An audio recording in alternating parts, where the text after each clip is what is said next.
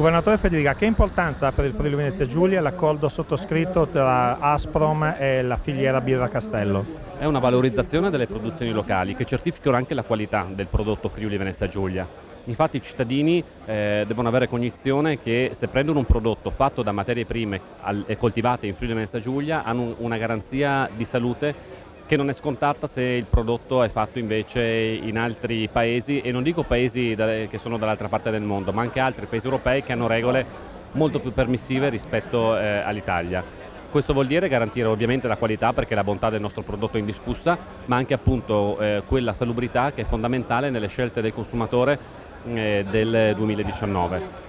Ci auguriamo che queste esperienze si propaghino in Friuli Venezia Giulia, perché vuol dire dare un valore aggiunto e riconoscere il valore aggiunto che il prodotto Friuli Venezia Giulia ha nella distribuzione dell'agroalimentare. Assessore Zanier, l'accordo di filiera tra Asprom e Birra Castello è un bonus per l'agricoltura del Friuli Venezia Giulia?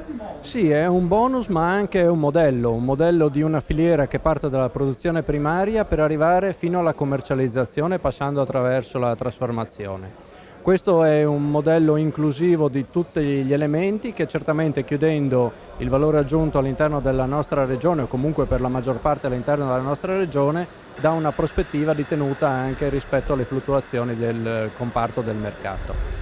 Credo che ci sia necessità sempre di più di poter avere spazi di diversificazione rispetto alle produzioni classiche, o meglio rispetto al collocamento sul mercato delle produzioni primarie.